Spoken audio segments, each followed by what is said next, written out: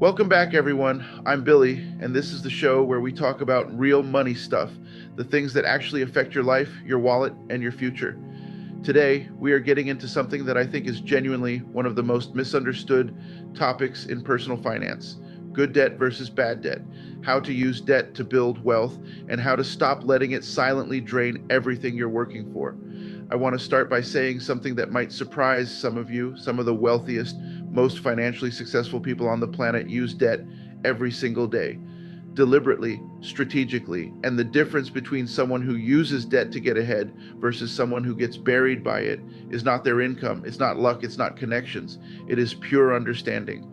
Once you genuinely get what separates good debt from bad debt, everything about how you see money changes.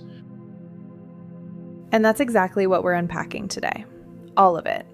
The definitions, the real-world examples, the mistakes people make without even realizing it, a decision framework you can actually use, and a step-by-step action plan at the end. I'll be honest, I grew up in a house where debt was treated like a dirty word. My mom's whole philosophy was, if you can't pay cash, you don't need it. And I understand where that comes from. It comes from a place of protection. But taken too literally, that mindset can genuinely hold you back. Because the truth is, debt is a tool. And like any tool, the outcome depends entirely on the person using it and what they're using it for. So let's start from the ground up. What debt actually is and why it is not your enemy. At its most basic level, debt is borrowed money you agree to repay over time, usually with interest. That interest is the cost of using someone else's capital before you've earned it yourself. Straightforward concept. But here's where most people go wrong. They treat all debt as equal. Either they avoid it entirely out of fear, or they accept it without thinking because approval felt easy. Neither of those approaches is smart. Debt is a tool. A hammer can frame a house or shatter a window. The hammer doesn't decide. The person holding it does. Debt works exactly the same way. The outcome depends on what you use it for, whether you can manage the cost, and whether it moves your financial life forward or backward. And before you take on any debt at all, there are 4 honest questions you need to sit down and ask yourself. First, does this debt buy something that will appreciate in value or generate income? Second, is the total cost, meaning interest, fees, and repayment terms, genuinely manageable on my current income? Third, what happens to this debt if my income drops or life changes unexpectedly? And fourth, what opportunity am I giving up by using this borrowed money this particular way? If you cannot answer all 4 of those questions clearly before signing anything, you are not ready to borrow yet. Write those 4 questions down. Stick them somewhere visible. Because running every single debt decision through that filter alone will save a lot of people a tremendous amount of pain. All right, let's get into good debt. Borrowing with purpose and a plan. And I want to be clear here because this gets misunderstood. Good debt is not simply debt with a low interest rate. Good debt is debt that has a realistic, measurable chance of improving your financial position over time. It funds assets that grow, income that increases, or skills that pay off across decades. Let's start with mortgages because that's the most relatable one for most people. A home mortgage lets you control an asset worth hundreds of thousands of dollars by putting down a fraction of the total price. Over time, if the property appreciates and you manage the loan responsibly, you're building equity and net worth simultaneously. But here's what often gets skipped. A mortgage is only good debt when the numbers genuinely work for your specific situation. A lender may approve you for far more than you should actually borrow. The practical guideline is to keep total housing costs below 28 to 30% of your gross monthly income. Use tools at bankrate.com or consumerfinance.gov to run the real numbers before you commit to anything. And real estate investors take this concept even further. They use mortgages to buy rental properties that generate monthly cash flow. When rental income exceeds the mortgage payment, taxes, insurance, and maintenance costs, the property essentially pays for itself while building long-term equity. That is leverage working in your favor. Now, let's talk about student loans because this one is genuinely complicated, and I think a lot of blanket statements have caused real damage here. Education debt can absolutely be good debt, but only when the education leads to a career path with strong demand, competitive starting salaries, and real growth potential. The honest way to evaluate this is to compare your expected total borrowing against your likely starting income. A general rule of thumb: don't borrow more in total student loans than you expect to earn in your first full year of work. Before taking on any education debt, visit collegescorecard.ed.gov. It's free, it gives you detailed earnings data by institution and field of study, and it takes about 20 minutes to look through. Use it. Business loans are another form of good debt when used with real discipline. Borrowing to buy equipment that increases production, fund inventory for a growing product line, or invest in marketing with a measurable return, those represent debt that earns its keep. But the key word is measurable. The debt has to be tied to a specific growth mechanism, not just general optimism. If feeling good about the business is not a financial projection, before taking a business loan, you need financial projections, a realistic cash flow plan, and a clear picture of how the borrowed capital will generate more revenue than it costs you. Check out the Small Business Administration at sba.gov for loan programs with competitive terms and score.org for free mentoring from experienced business professionals. And one thing that almost never gets said: debt does not fix a weak business model. If the underlying business is struggling, borrowing more money without addressing the root cause just delays the problem while making it more expensive.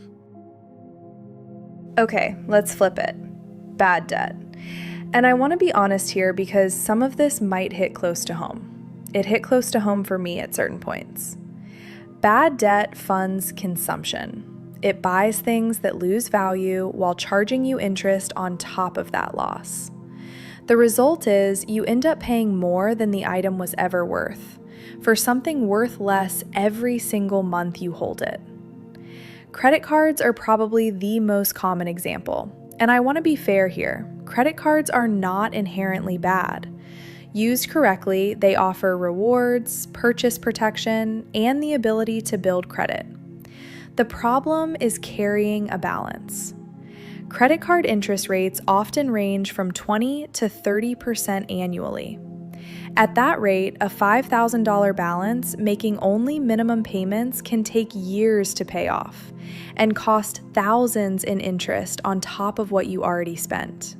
The habit of swiping for lifestyle spending, restaurants, clothes, subscriptions, entertainment, and not paying the balance in full every month is one of the fastest ways to lose financial ground while still feeling completely financially normal. That last part is what makes it so dangerous.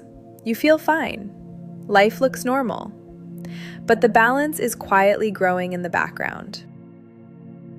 Payday loans are in a completely different category of harmful. These are among the most predatory financial products widely available. They look like quick solutions, but they're structured in a way that makes escaping them genuinely difficult. Annual percentage rates on payday loans can exceed 300 to 400%. Think about that number for a second. Borrowers who can't repay by the next paycheck roll the loan over, and the fees compound incredibly fast.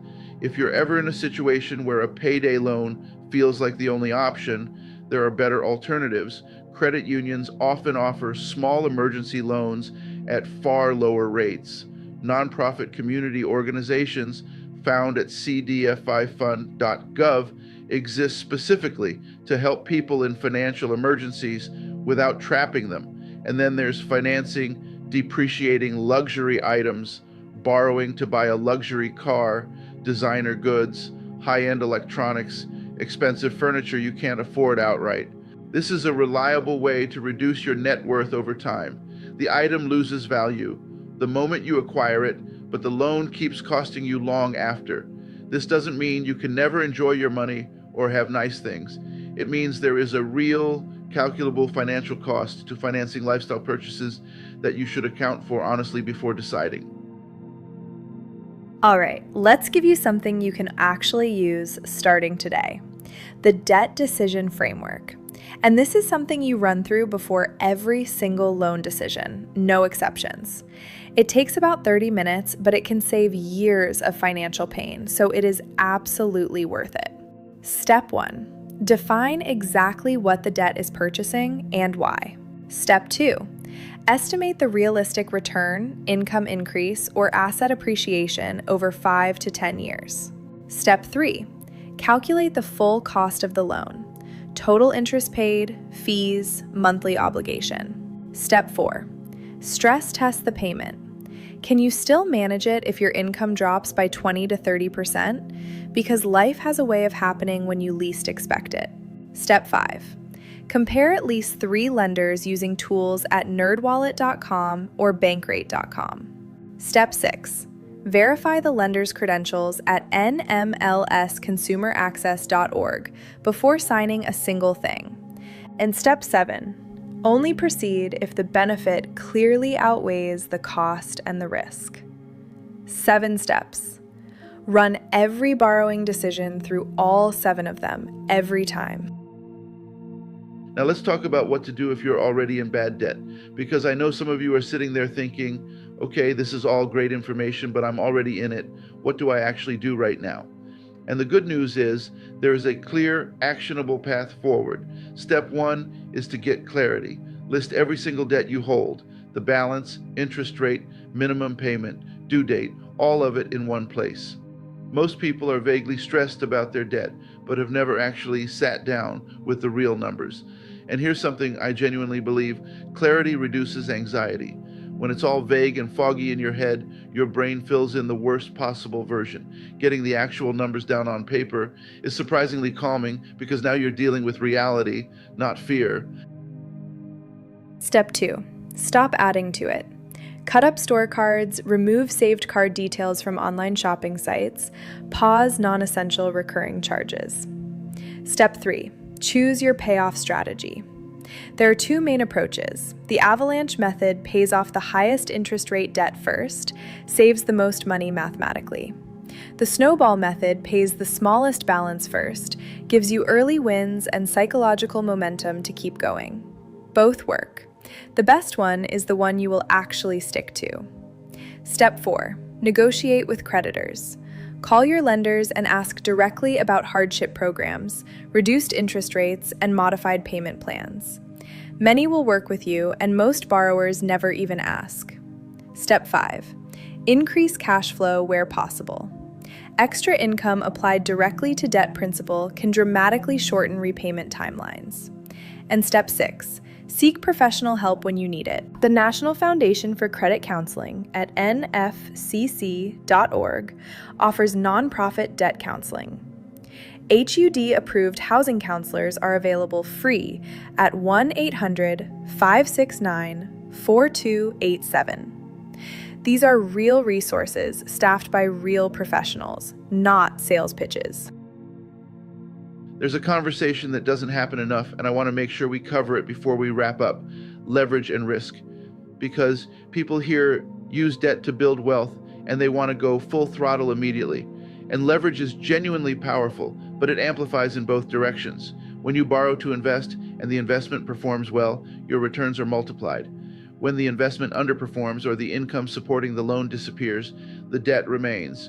Real estate values can drop, businesses can fail, industries can change overnight.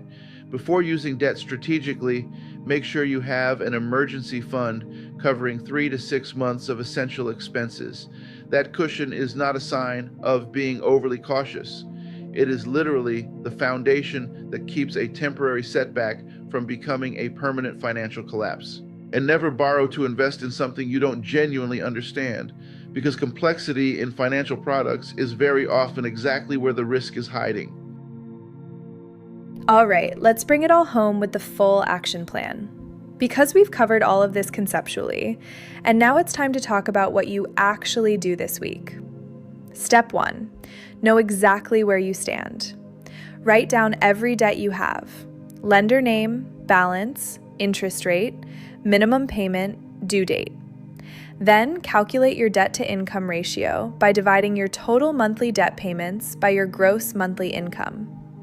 A ratio above 36% is a warning sign worth taking seriously. Check your credit score for free at annualcreditreport.com. That is the only federally authorized free credit report site. You can also check at creditkarma.com or through your bank's mobile app. Step 2. Identify which of your debts are good or bad using the framework we walked through. For each debt, ask whether it's buying something that grows in value or increases your income. Use the loan cost calculator at bankrate.com to see what each debt is actually costing you in total interest over the life of the loan. Step 3. Tackle high-interest bad debt first. Use the free debt payoff calculator at undebt.it to map your exact payoff timeline. And call your credit card company to simply ask for a lower interest rate. It works more often than most people expect, and it takes about 10 minutes. Step 4. To eliminate all debts permanently fast, visit debtfree.madesimple.com or text for more information at 1-203-606-3555. Get free professional help if you're feeling overwhelmed. National Foundation for Credit Counseling at nfcc.org.